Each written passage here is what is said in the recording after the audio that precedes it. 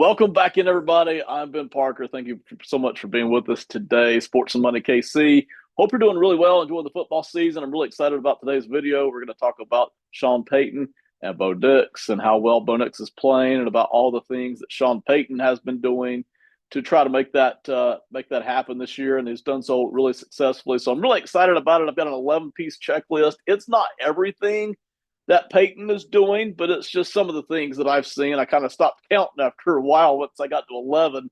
So the first five or six of them will really be more of a checklist about environment, attitude, and surroundings.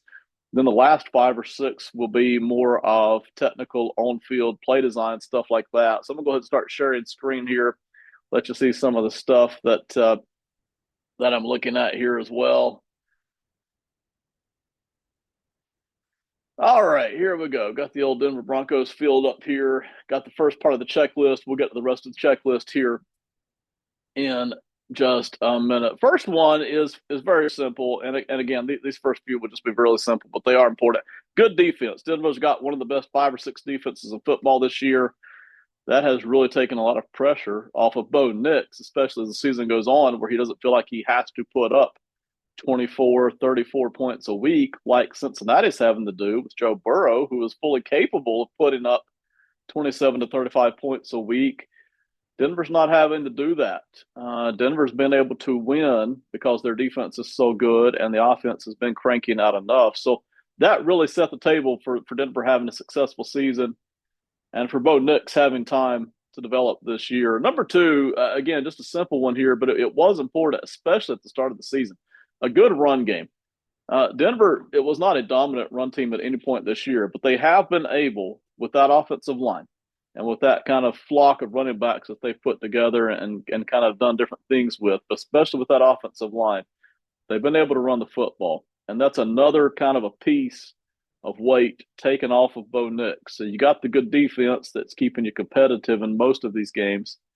And then you've got the running game that defenses have to respect, and that really sets up a good table for Bo Nix to work off of. Just those two things have kept Denver in a lot of games early in the year and allowed Bo Nix to not only not feel as much pressure, but to have more time to develop as the season went along and actually to produce winning records here for Denver. Number three, this is a big one, but I can't stress it enough. Get the ball out quick. Sean Payton has really taught Bo Nix, and listen, Bo Nix is paying attention. If Bo wasn't doing what Sean said to do, then none of this would work. But Bo Nix is paying attention. Get the ball out quick. Make your read and get the ball out quick. Just get it out. We saw this big time with Caleb Williams once they switched offensive coordinators for him middle of the season, is that he's just getting rid of the ball so much quicker. Don't hang on to it. Don't collect the sacks. Don't wait a long time and then try to throw the ball, because that can often lead to interceptions. Just go ahead and make a decision. And Bo Nix has done that all year long, even early in the season when he was struggling. Bo Nix was getting the ball out quick, and that's so important in this league for all the quarterbacks, but especially for the young guys or for the average quarterbacks. It's so important to look at the field, make a decision, and get the ball out, because those defensive linemen and linebacker blitzers are coming. Number four, encourage Bo to run. I don't think, and Sean Payton himself has even said this, they didn't realize quite how fast he was or how fast he would be at the NFL level. Everybody knew that he had the athleticism and the quickness, but at the NFL level, he has still looked really fast and really athletic. And so they've encouraged Bo to do that. Sean has specifically encouraged Bo, if you see the throw you want isn't there, and you don't want to get the ball out quick because you think you've got a running lane, take it. Get those first downs. Collect those 5 yards. If you can do 30, do 30. And that's so different. You know, a lot of NFL coaches over the years have tried, because they're worried about injury to a star quarterback, they've tried to just get their quarterback to settle down, stay in the pocket, not worry too much about running the football, which I understand. You know, if you've got a Lamar Jackson, if you've got a Josh Allen, if you've got a Patrick Mahomes, you don't want them taking too many hits because they're so dangerous with their arm. and that is the heart of your team. I get that. I'm not criticizing the other coaches for doing that, but that's not the way they've been doing it with Bo Nix. They've encouraged him at every opportunity. If you don't see it, run. Better to take 5 yards than zero. Better to take 2 or 3 yards than to take negative sacks. Better to pick up 2, 3, 4 yards than it is to throw the ball away. So encouraging him to run, along with that good running game they've got, along with the tremendous defense that they've got. Now all of a sudden you've got a little bit of elements here to work with. You're not one dimensional. If you don't hand the ball off, you yourself can run. So now you've got two different things working here, in addition to the fact that, hey, we don't have to score a lot of points. We can collect some field goals here, and we're in the game. So again, these things are not reinventing the wheel. They're not new things. They're things that other teams and coaches are doing and have done before. But the fact that Sean has taught Bo all of this, and Bo is working within these parameters, just continues to set the table, set a good foundation. So, number 4, encourage Bo to run. Number 5, this will kind of be the last environmental thing here, if you will. Don't be afraid to punt. This is less true at this point in the season. We're at week 14 now, but this was very true early in the season. Sean had told Bo, and Sean's attitude was, it's okay to punt. We're all right punting. We may punt a lot in this game, and there were some games earlier in the year where Denver was punting the football a lot, and it's easy to get antsy there, especially when you're losing some of those early games. It's easy to get antsy and start feeling like, hey, we got to crank it up. We got to get the pressure on. We got to do something here on offense. And Sean has just stayed consistent, and so has Bo. If we got to punt, we punt. We live to play the next down, and that goes back to, though, having that excellent defense. When you've got that excellent defense, you are not afraid to punt, especially if the field position game isn't too bad against you there. So these are all environmental things, attitude things, but they've been so important, from the good defense to the running game to getting the ball out quick, encouraging Bo to run, and not being afraid to punt. That was how the early part of the season was working. I mentioned it has changed now because Bo has been able to develop a little bit under Sean's tutelage, but early in the season, all of that was so important, and still can be if some of these games are tight and if Bo's struggling to pass the football. All of this goes right back to being important again, and Sean won't be afraid to go right back to all of this. But they've been able to open the offense up some. So here's some of the things they were doing all during the season, different amounts in different games. But I'm going to pull up the old telestrator here, and we'll do just a little bit of stuff. Number 1, in terms of play design, lots of screens. Goodness gracious. Early on, it's not so much true right now, but early on, for the first 6, 7, 8 weeks, you could watch it. It was screen after screen after screen after screen. I mean, screen usually to the running back, right? Screen right, and then you come back a play or two later, and it's screen left, and then you got the running back moving on out here to blocking or something, and you've got this wide receiver here stepping back into a screen, and then all of a sudden you're switching formations a little bit. You've got these kind of trips over here and the running back over here, and then listen, you got these two guys going out here like this. This receiver just literally stands here for a little bit of a screen. Maybe the running back comes over and blocks, and you've got the tackle. I mean, every screen that you can invent here for the first 8, 9 weeks, man. Sean Payton was throwing it at the defense. And listen, football teams don't run screens because they're great plays. They run screens because they have to, because they need to. In a lot of teams' cases, teams will use the screen game because they're struggling to run the football. If you're this is modern football. If you're struggling in the run game, you just kind of don't hand the ball off as much. Instead, you start throwing out screens just to kind of, hey, it's easy throw, real simple. You're usually looking at a 90, 95% completion rate to begin with. And in most cases, if you've done any kind of decent blocking, you're not going to lose yardage. You'll tend to at least catch something, 2, 3, 4 yards, shake the defense up a little bit. Denver was using all these screens not to supplement their run game, but to help Bo Nix out. This was so important. I cannot even begin to stress how important this was for Bo Nix for the first half of the season, basically, that he could get all of these screens going. It gets you in a good rhythm.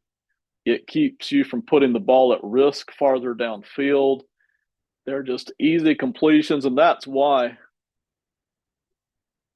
excuse me, I'll probably do that a couple of times. That's why you saw Bo Nix's completion percentage so ridiculously high in so many of these games, is because they're throwing so many screens. I think he had the 80% completion rate at one point this year, but that's why it was so high. And anytime you see a quarterback throwing 21 out of 25 passes complete, you know there's a bunch of easy short ones in there. And that's not a criticism of Bo. That's praise for Sean that he's calling all these screens. Goodness gracious. Every kind of screen, both sides, with all different guys here, running backs, tight ends, wide receivers, from different blocking schemes. And it's not complicated. It's real easy. And you might say, well, the defense can shut that down whenever they want to. They can, but there's a price for that. If the defense decides, hey, we're going to go fast and hard out to these flats, we're going to start blowing up these screens, you can do that, but there's a price to pay for that. We'll talk about that here in just a second. Let's get a couple of these guys back in their groove where they ought to be. We'll get the old running back here, get the wide receivers over here. I'll leave them a little bit of trips formation for now. Excuse me. All right, after lots of screens, lots of routes OTB, which, as most of you know, just lots of routes over the ball. And by over the ball, I simply mean right here's the center, right in the middle. So that would be the ball. Lots of routes right in this area. This was, again, so important to have lots of easy throws here for Bo, just right over the middle. So in a lot of cases, I'll line up a couple of receivers here. We might be in an illegal formation or something, but I'll leave that right there. In a lot of cases, you had a receiver coming right here over the middle on a high percentage of plays. You might say, well, Ben, everybody does that, all right? And this is modern NFL. Everybody attacks the middle. Everybody goes after the linebackers. Everybody does this. Well, they do, but you see the Broncos doing an unusual amount of it because that's such an easy throw for Bo Nix. And for any quarterback, right? It's right in their eyesight lane. They don't have to be looking over here. It's just right in their eyesight lane. It's a good, easy throw, usually anywhere from 5 to 10 yards. And if they hit it right, because it's such an easy throw, you can get lots of yards after the catch. That really is the key. And listen, lots of offenses do that. But I mentioned defenses can blow up these screens if they want to, all right? So all these running back screens over here, running back screens over here. Once you're screening a defense to death, which is what Denver has done, once you're doing that, the linebackers then have to make a choice. Are we going to keep staying in our kind of normal base position, or are we going to start drifting down? So you got your linebacker right in here somewhere. He's going to be tempted at the start of a play or even before a play starts. He's going to be tempted to go ahead and sneak over here just a little bit and sneak over here just a little bit. And that's going to open up just a little bit more window in the middle. Whereas a linebacker might normally be waiting on a short Bo Nix pass right in this area right here. Instead, the linebackers have split open just a little bit. And that's so important, again, for Bo Nix to have that good, easy throw. And in fact, you could see starting somewhere around weeks 4 or 5, somewhere in there, you could see Bo Nix not only hitting more of these passes over the middle, but a lot of his bigger plays, his bigger chunk plays, the explosive plays that you're seeing from Denver's offense all of a sudden coming right up the middle here. All right. And listen, there's nothing complicated at all about a little in route or a little slant route, either one, just over the middle. Okay. But the important thing is that after it's screen right, screen left, screen right again, and then all of a sudden Bo Nix just drops back and drops one right here to the middle. If those linebackers have split apart just a foot or two in an effort to kind of get out of the flats quicker, you got the bigger window here, not only to pass the ball, but this receiver now, once he's got the ball, he's got another foot or two between those linebackers that he wouldn't usually have. And he can then carry that on up to third level and get lots of run after the catch yardage. And that's happening here with the Denver offense, okay? Bo Nix has been very accurate with that pass over the middle right there. And again, it's not even the deep pass that we saw with him against the Browns earlier in the week. This is just a short pass right over the middle. And Denver has made sure, Sean Payton has made sure that Bo has a high percentage of plays in which there's a receiver right over the ball somewhere. Short throw, easy throw, good visibility, and it works hand in glove with all of these screens that they're running. Number 8, only work with half the field. You could see this a lot in the first quarter of the Cleveland Browns game. You could see them doing a whole lot of this. You saw them doing less screens. And again, this goes back to Sean Payton being good at mixing the plays up from one quarter to the next and from one game to the next.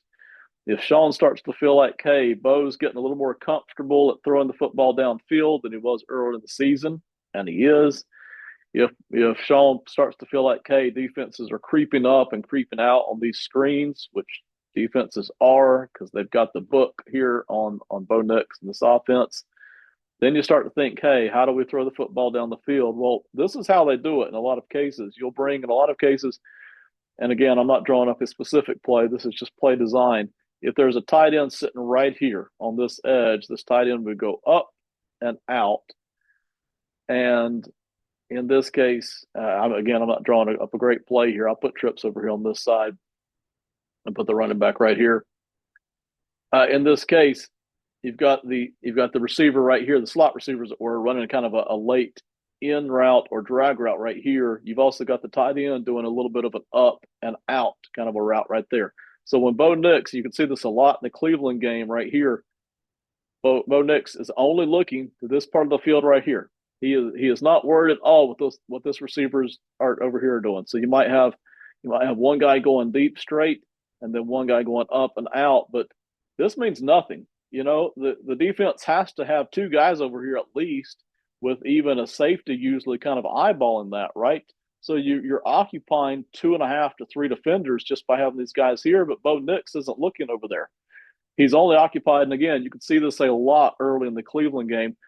Bo Nix is only occupied with this part of the field right here. He doesn't have to look over there, but the defense doesn't know that when the play starts. The defense has to guard the whole field and all the players, and it's Sean Payton and Bo Nix who get to decide where they want to look. And so what they're doing here is having one receiver again kind of over the ball with his routes and coming over this way, and then you've got the tight end with a shorter route, maybe something like this. I probably don't have the wide receiver deep enough here, something like that. And Bo Nix isn't necessarily rolling out here, although I'm sure he's got that option. He's just kind of tilting here. And the other advantage you get with that, the offensive line knows that. So when they're blocking, they're going to try their best to push all the defenders over this way. All right. It's not like they're having to guard a complete a circle here. The Denver offensive line can push all the defenders over this way, get that just a little bit of an extra half second here for Bo Nix to make his read as he surveys the field. And he's going to be looking at these two receivers. And then when he doesn't see it, then he either throws the ball away, throws it to his check down, or he takes off and runs. And that's just a great way, only working with half the field. They don't do that on every play. There are plays where they work the entirety of the field. But instead of having a guy having to survey the whole field and focus on everything, he's now only looking over here at this part right here. This is not rocket science. This is nothing that's new for any offense, but it's something that Denver does a lot of, where repeatedly they do lots of screens, and repeatedly they make sure that there's an easy throw available over the middle. And repeatedly they only work with one half of the field. It's just a fantastic way. All right, so those are 8 of the things. Let's get to the last 3 here. And I can't say enough about Sean Payton designing all of this and sticking with it. And then Bo Nix kind of gradually getting better and better at all of this, and then being able to grow and do a little bit more. And we'll talk about the more that he's doing here in a second. Number 9, this goes hand in glove with what we were talking about on the last stuff. 1 to 2 reads on most plays, not 3 to 4. This is so valuable for a guy like Nix, not only to only look at one half the field and not have to survey the whole field, But for Bo Nix to be able to just look at one pass catcher, two pass catchers, not open, not open, do something. All right. Run with football, hit your check down, throw it away. That's it. You know, Bo Nix isn't thinking a lot on every play. So not only, and this is so important again, it might even be on some plays that Bo Nix looks here first.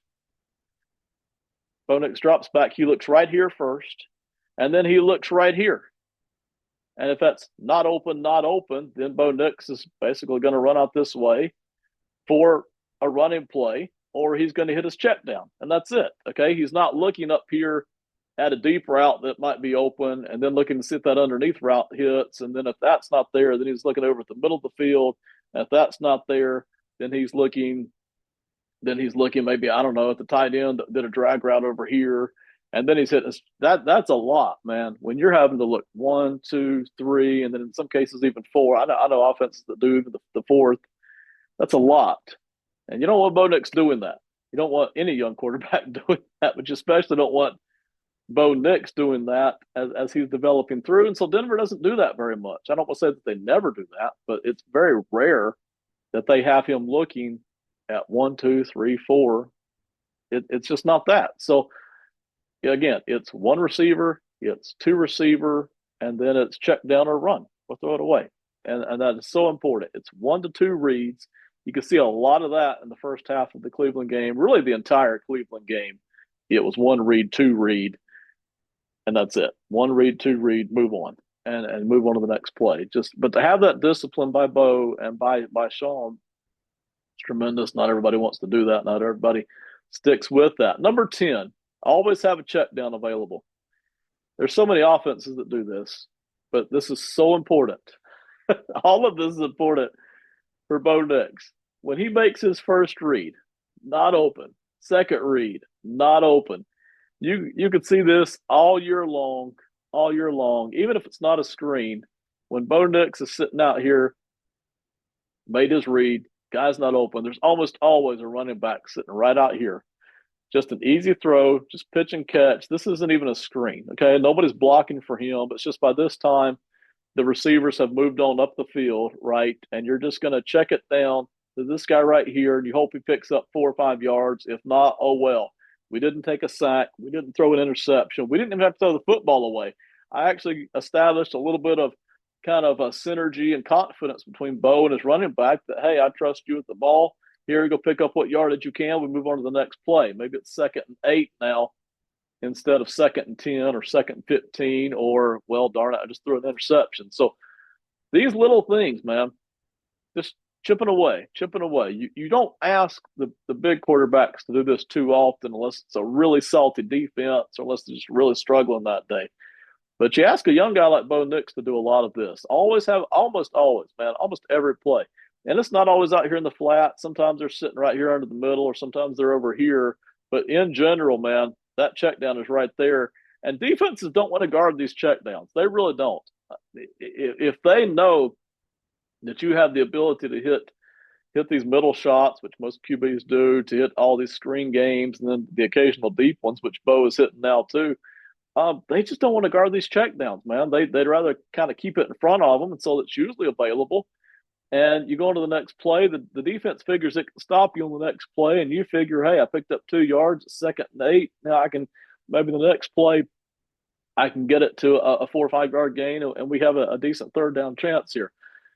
Simple things, they do so much of it. Number 11, don't let Bo have too much freedom. Okay, so this is so huge. I'm gonna drag everybody back here to the line of scrimmage here, because this is where a lot of people start to get away from. I talked about the word discipline early on.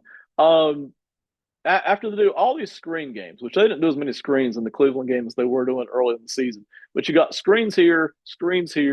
The defense, even if you haven't done it, by this time they have tape on you. They're expecting you to do it. So they're kind of sort of sitting on that.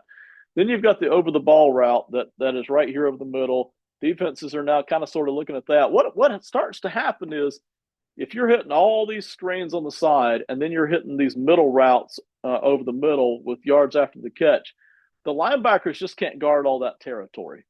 They just can't. So what you're kind of sort of forced to do is either fully commit as the defense to bringing a safety down from up here. You just bring a whole safety down and have them sit there. The defenses don't like to do that because they don't want to get burned. So what you'll kind of sort of have these safeties doing is cheating just a little bit. They'll start splitting a little bit so that they can be out there more for the screen plays and the flats. They'll also start stepping in just a little bit, and that's exactly what happened to the Cleveland Brown defense against Denver earlier this week when Bo Nix hit that absolutely gorgeous, beautiful 90-yard touchdown pass. He had a receiver that wasn't open by a lot, but was open, and he saw it and he hit it. The receiver was right in this area here somewhere is where that guy was, and Bo Nix just nailed it. Again, that was an over-the-ball play, much deeper, third level than usual, but still an over-the-ball play. Bo could see it really well. That's why he could hit that pass, is because he could see it. But again, the safeties over here and over here, the safeties were split apart just a little bit and up just a little bit more than they might normally be in an effort to try to handle this middle passing game and these screens. And because of that, the safeties were up a little and out a little, it created a beautiful window, and Bo Nix threw an absolutely perfect pass. Now, back to my original point, though, don't let Bo have too much freedom. Sean Payton made a decision. You could almost see him do it live, but even if you didn't, you could feel it. Sean Payton made a decision about midway, early through the second quarter, that Cleveland and Jameis Winston were going to have success throwing the football on his defense that night. You could already see it in the first quarter. Jameis Winston is just loading up pass after pass after pass. He definitely was beating this Denver defense. And Sean Payton made a decision to actually cut Bo Nix loose for really the first time this year. Early in the season, midway point of the season, even 2 weeks before, they were kind of saving Bo Nix, cutting him loose for 3rd and 6. Red zone, when we really need you to step up and make a play, we're not going to cut you too loose. Before then, it's going to be a lot of screens, middle passes, get rid of the ball, quick outs. In the Cleveland game, though, Sean Payton decided the heck with it. This is going to be a shootout. If I'm going to win it, we're going to score a lot of points. I'm going to have to cut Bo Nix loose and see what he can do. And they did that. And that's when you saw Bo Nix hit that beautiful 90-yard touchdown pass, splitting the safeties with just an absolutely dime of pass there. But later in the game, you saw almost the same identical play where the Denver Bronco receiver is right here. But by that time, the Cleveland defense had readjusted. It's like, you know what? Bo can hit that deep pass. So the safeties were back a little bit, closer together a little bit. And so that's why you saw Bo Nix throw one of those interceptions. The defense said, hey, we're going to back up a little bit, keep everything in front of us. And that's why you had that interception later in the game. Listen, Jameis Winston is a classic example of this. Jameis Winston throws for over 500 yards in that game, and I don't even remember how many touchdown passes, and yet they lost. And part of that was because of the pick sixes that Jameis is throwing. Any young quarterback like Bo or any average quarterback like Jameis, once you unleash them, you start allowing them to just rifle the ball everywhere, they're going to rack up yardage. They're also going to rack up interceptions and sacks and pick sixes. Okay. All of that's going to start to happen. So when you let Bo do that, you can see that in this game. He threw 2 interceptions. It easily could have been 4 interceptions because they're cutting him loose. Again, Bo Nix isn't yet Patrick Mahomes or Josh Allen or Lamar Jackson. All right. He's Bo Nix. So we had a good game. They won. They scored a lot of points. They produced a lot of yardage. But by letting him have basically all of his freedom in that Cleveland game, you could also see where the decision-making wasn't as good, where the speed of the game was catching him at times, where he's trying to throw the football deep all the time, and where he's putting the ball up for grabs, or sometimes putting it into tight windows where the defender can hit the ball and you saw it shoot up in the air. That's from tight window throwing. It's what that's from. And so you don't want to let Bo Nix have too much freedom until either you're sure he can handle it or until you're sure that the offense just has got to perform that night. If you decide early on in any game, especially a playoff game, which looks like Denver's going to be in the playoffs, if Sean Payton starts to feel like, hey, it's going to get away from us here if we don't put up some points too, against, say, who knows who we're playing? Maybe we're playing Baltimore. Maybe we're playing Kansas City. Maybe we're playing Buffalo. We're going to score some points tonight because our defense just won't be able to hold them down. They can do it, but there's going to be interceptions with it. There's going to be sacks with it. There might even be a pick six with it, and that is where you're at. So you don't let Bo have that kind of freedom until you just have to. And then the Cleveland game, they had to. Some of the other games early in the season, they just didn't. They were winning by a lot, and they would hit this stuff. All right. I think that's it, man. Everybody, thank y'all for listening. Really appreciate everybody as always. Sean Payton's doing more than this, much more. Teaching every day, every week. And Bo Nix's speed and his accuracy and his ability to do what he's told here all comes into play. But these here are just 11 of the things that Sean Payton has been doing to help out Bo Nix. All right. Appreciate everybody watching tonight. Have a great one. We'll see you next time. Goodbye.